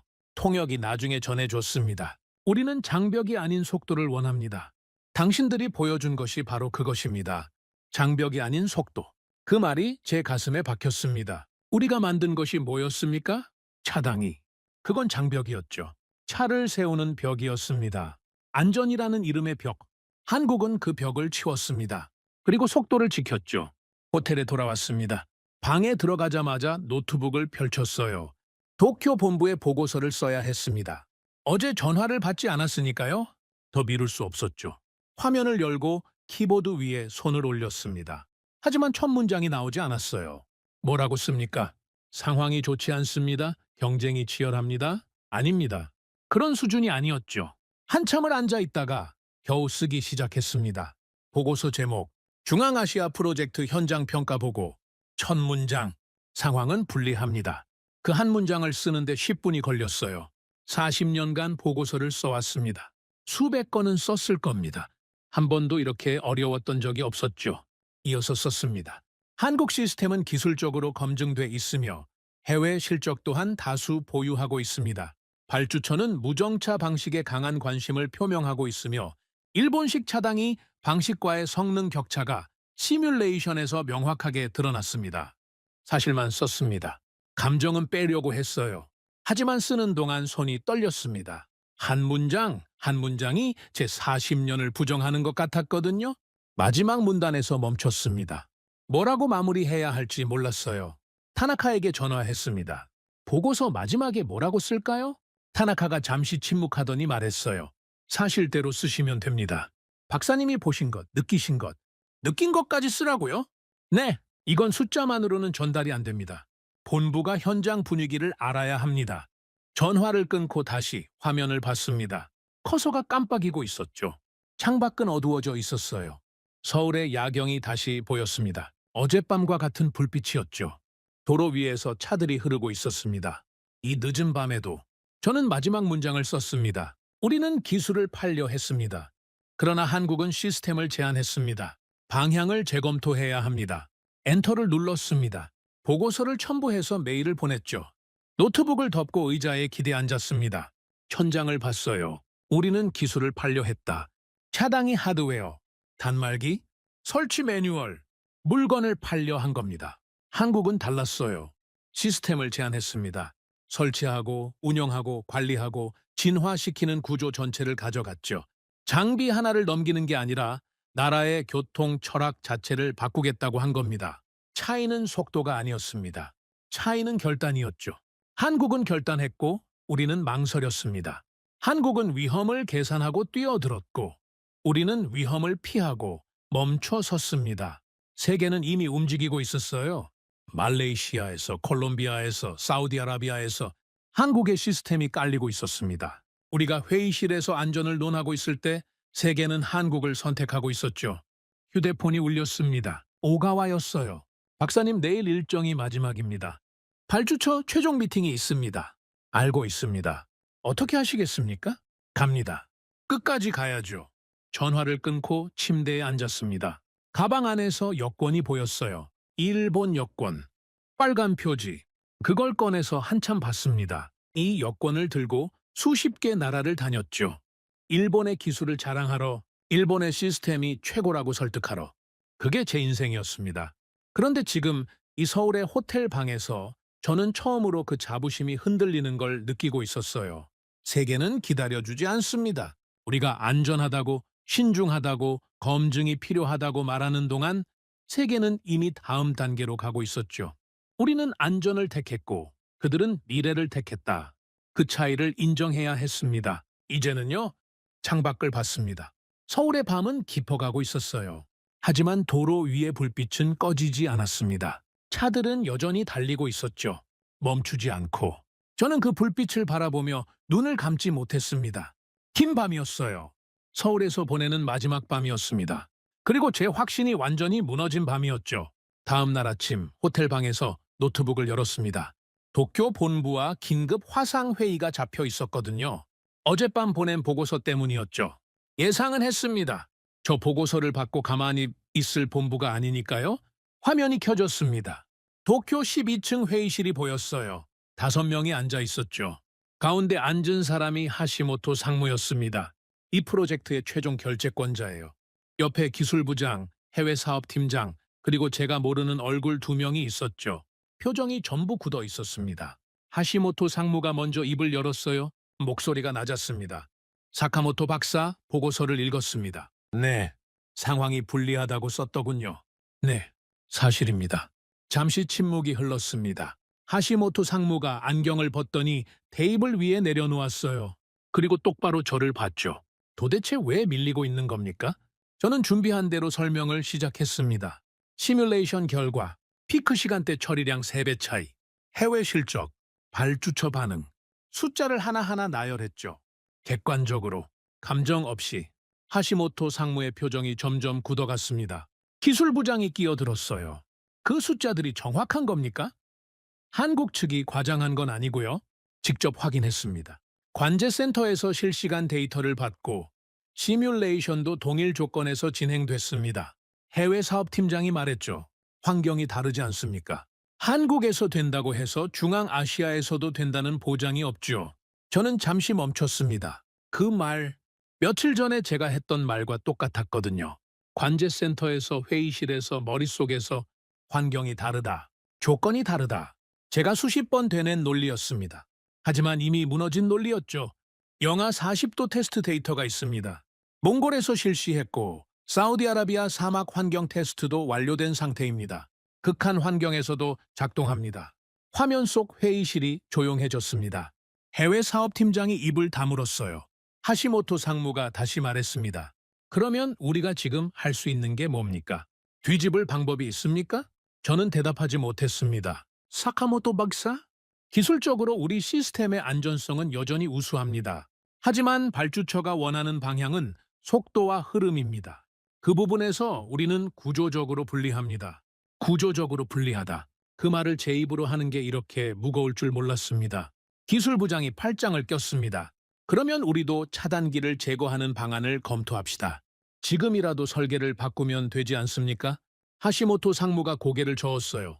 지금 와서 설계를 바꾸면 안전성 검증을 처음부터 다시 해야 합니다. 시간이 없어요? 그러면 어쩌자는 겁니까? 다시 침묵이 흘렀습니다. 무거운 침묵이었죠. 화면 속 5명의 얼굴이 전부 굳어 있었어요. 그때 하시모토 상무가 말했습니다. 낮고 단단한 목소리로. 차당이 제거는 위험합니다. 우리는 40년간 이 방식으로 해왔어요.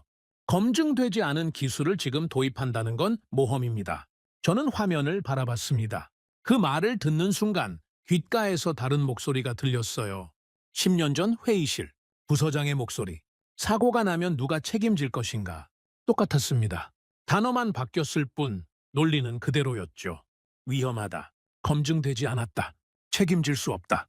10년 전에도 같은 말을 했고 지금도 같은 말을 하고 있었습니다. 하시모토 상무가 이어갔어요. 우리는 책임을 질 수 없습니다. 이 프로젝트에서 사고가 한 건이라도 발생하면 일본 전체의 신뢰도가 무너져요. 그 리스크를 감수할 수는 없습니다. 저는 그 말을 듣고 화면 속 하시모토 상무의 얼굴을 봤습니다. 그리고 소름이 돋았어요. 그 얼굴이 과거의 제 얼굴이었거든요.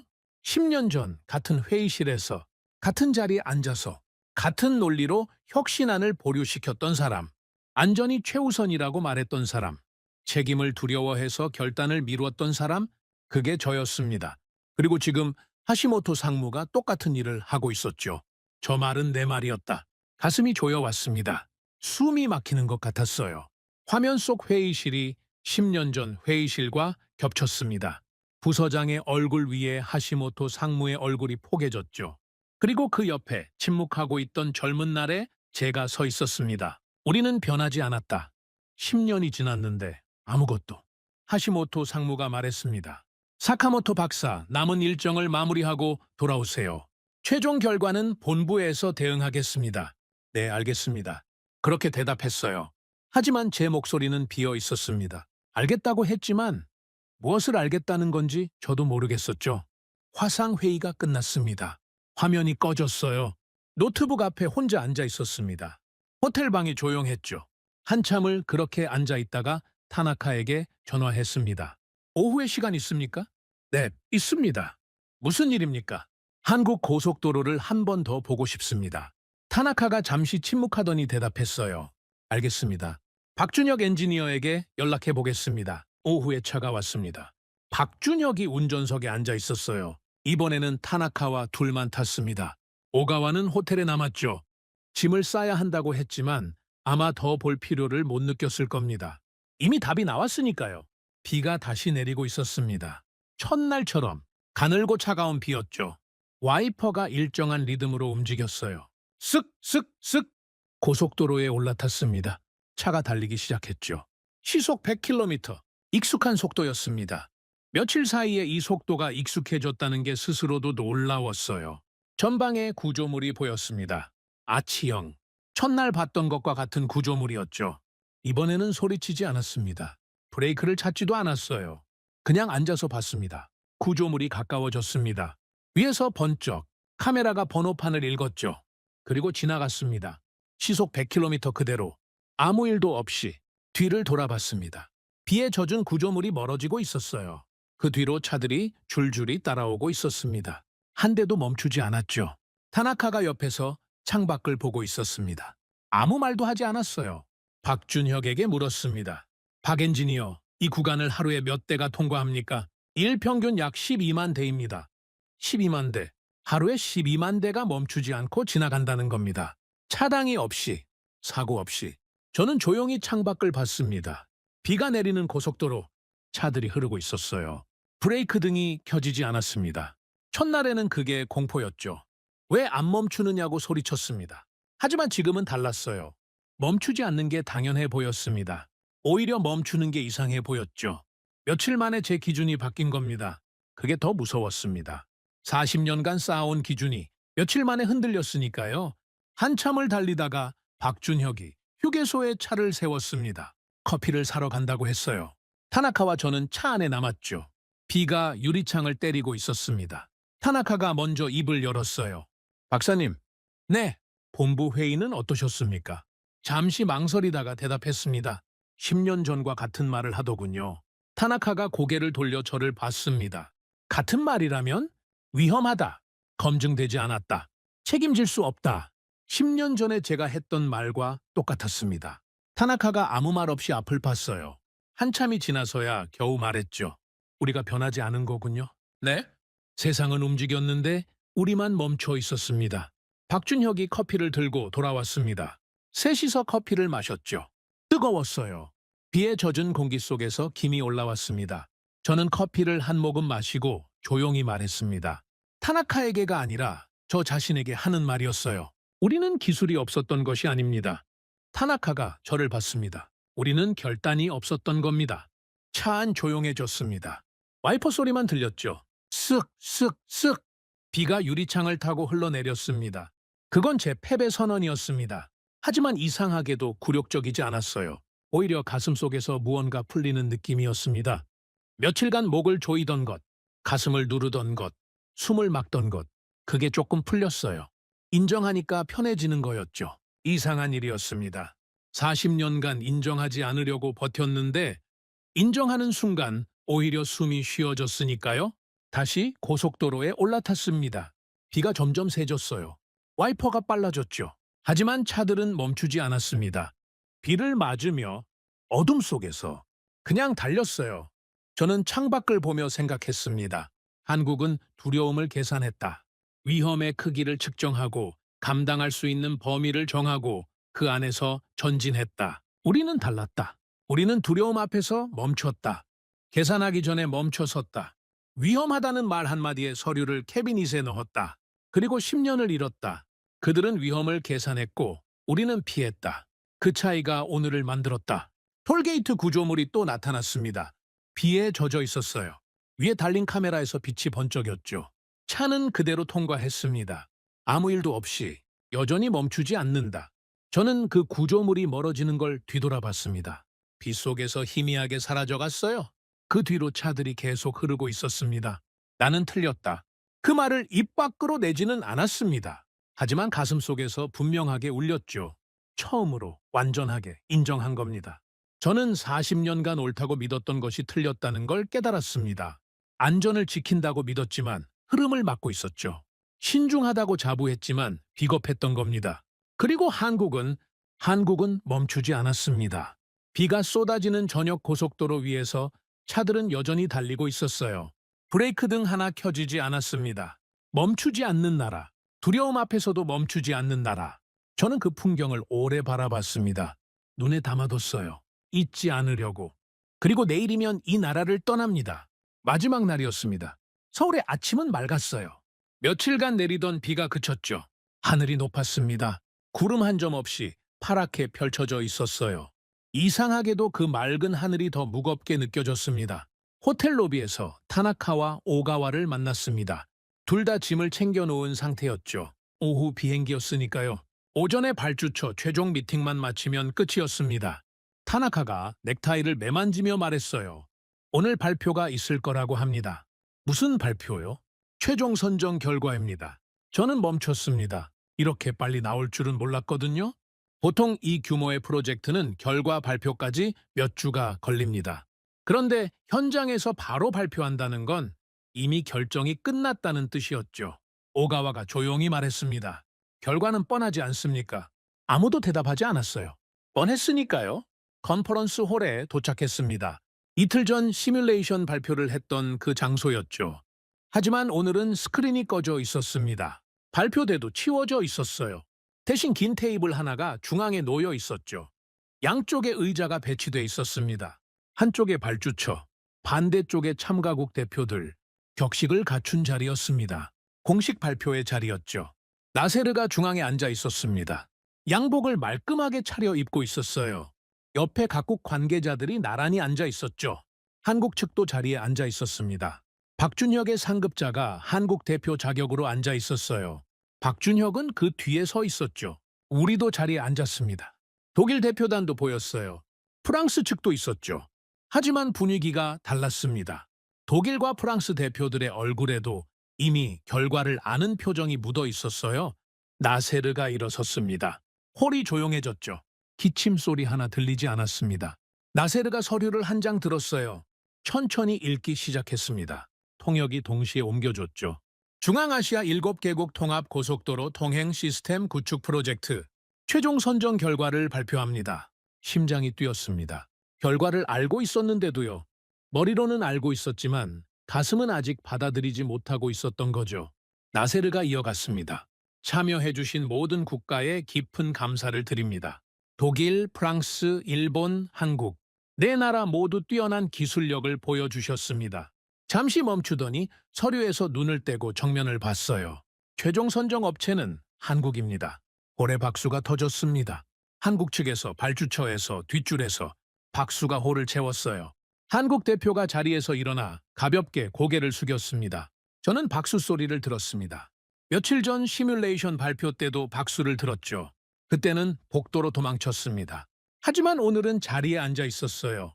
도망치지 않았습니다. 도망칠 이유도 없었죠. 이미 인정했으니까요. 타나카가 옆에서 숨을 내쉬었습니다. 오가와는 고개를 숙이고 있었어요. 공식 절차가 이어졌습니다. 나세르와 한국 대표가 악수를 했죠. 카메라 플래시가 터졌습니다. 양쪽 모두 미소를 짓고 있었어요. 그 다음이었습니다. 나세르가 참가국 대표들에게도 감사 인사를 전했죠. 독일 대표와 악수했고 프랑스 대표와 악수했습니다. 그리고 제 앞에 섰어요. 사카모토 박사, 훌륭한 기술이었습니다. 감사합니다. 저는 자리에서 일어났습니다. 나세르의 손을 잡았죠. 단단한 손이었어요. 감사합니다. 나세르 담당관. 좋은 결정을 하셨습니다. 제 입에서 그 말이 나왔습니다. 준비한 말이 아니었어요. 그냥 나왔죠.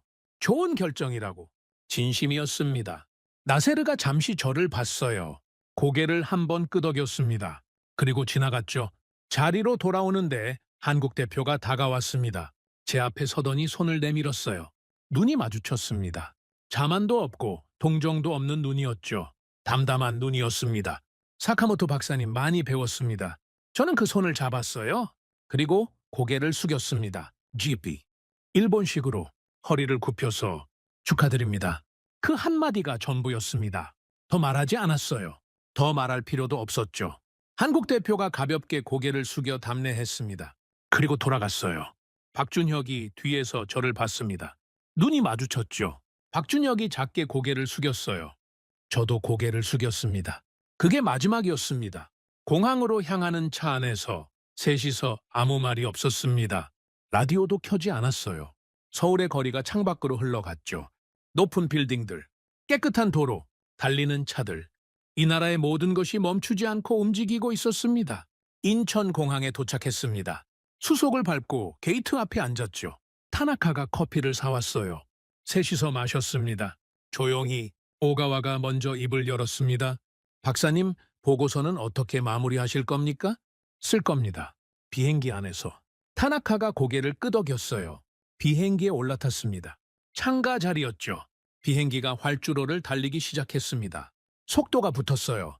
그리고 떠올랐죠. 창밖을 봤습니다. 서울이 작아지고 있었어요. 한강이 보였습니다. 그 위로 다리들이 놓여 있었죠. 다리 위에 차들이 달리고 있었습니다. 점처럼 작은 차들이 멈추지 않고 비행기가 구름 속으로 들어갔습니다. 하얀 구름이 창을 가렸어요. 아무것도 보이지 않았죠. 그리고 구름을 뚫고 나왔습니다. 위에는 맑은 하늘이 펼쳐져 있었어요. 끝없이, 막힘없이, 정체 없는 하늘이었습니다. 노트북을 펼쳤습니다. 보고서 파일을 열었어요. 어젯밤 쓰다만 보고서였죠. 마지막 문단이 비어 있었습니다. 키보드 위에 손을 올렸어요. 며칠간의 기억이 스쳐 지나갔습니다.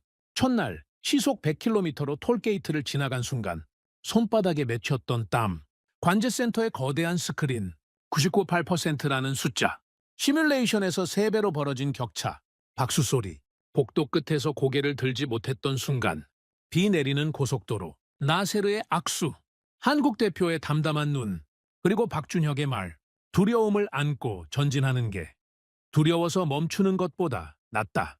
보고서 마지막 문장을 썼습니다. 우리는 방향을 재검토해야 합니다. 거기서 멈췄어요. 펜을 놓듯이 손을 키보드에서 뗐습니다. 공식 보고서는 이 문장으로 끝이었죠. 하지만 제 마음속에는 다른 문장이 있었습니다. 보고서에는 쓸 수 없는, 공식 문서에는 담을 수 없는, 하지만 진짜인 문장이요. 노트북을 덮고 창밖을 봤습니다. 구름이 끝없이 펼쳐져 있었어요. 하얗고 고요했죠. 그 아래 어딘가에 한국이 있었습니다. 그 나라의 고속도로 위에서 지금 이 순간에도 차들이 달리고 있겠죠. 멈추지 않고 저는 사카모토 류지입니다. 일본의 고속도로를 설계한 사람이죠. 40년간 안전을 지킨다고 믿었습니다. 하지만 저는 안전을 지킨 게 아니었어요. 흐름을 막고 있었습니다. 신중하다고 자부했지만 두려웠던 겁니다. 결단을 내려야 할 순간에 침묵했고 변화해야 할 순간에 멈춰 섰죠. 한국은 톨게이트를 없앤 것이 아닙니다. 두려움을 없앤 겁니다. 위험하다고 그들도 알고 있었죠. 실패할 수 있다고 그것도 알고 있었습니다. 하지만 두려움 때문에 멈추면 더 큰 것을 잃는다는 걸 그들은 알고 있었어요. 우리는 멈추게 했고 그들은 흐르게 했습니다. 우리는 안전을 택했고 그들은 미래를 택했죠. 그 차이가 오늘의 격차를 만들었습니다. 저는 한국에 가르치러 갔습니다. 일본의 기술이 얼마나 우수한지 보여주러 갔죠. 하지만 배우고 돌아왔습니다. 멈추지 않는다는 것이 무엇인지, 결단한다는 것이 무엇인지, 두려움을 넘는다는 것이 무엇인지. 비행기가 흔들렸습니다. 난기류였죠. 하지만 비행기는 멈추지 않았어요. 흔들리면서도 앞으로 갔습니다. 한국처럼 창밖의 구름 사이로 저 멀리 빛이 보였습니다. 해가 기울고 있었어요. 붉은 빛이 구름 위에 번지고 있었죠. 저는 그 빛을 바라보며 조용히 인정했습니다. 한국은 멈추지 않았습니다. 차도 기술도 사람도 나라도 전부 다 앞으로 갔죠. 그리고 저는 그 사실 앞에 고개를 숙입니다. 눈을 감았습니다. 비행기의 엔진 소리가 낮게 울렸어요. 일정하고 묵직한 소리였죠. 멈추지 않는 소리. 한국은 속도를 멈추지 않은 나라였습니다. 그리고 저는 그 나라에서 비로소 깨달았습니다. 멈추지 않는다는 것. 그것이 진짜 용기라는 걸. 오늘의 사연은 여기까지입니다. 구독과 좋아요는 영상 제작에 아주 큰 힘이 됩니다. 지금까지 감동테라스 저는 소희였습니다. 오늘도 우리 구독자님들의 가정에 따뜻한 행복이 가득하시길 진심으로 바라겠습니다. 긴 영상 끝까지 시청해주셔서 정말 감사합니다. 내일 더 좋은 이야기로 찾아뵙겠습니다. 감사합니다.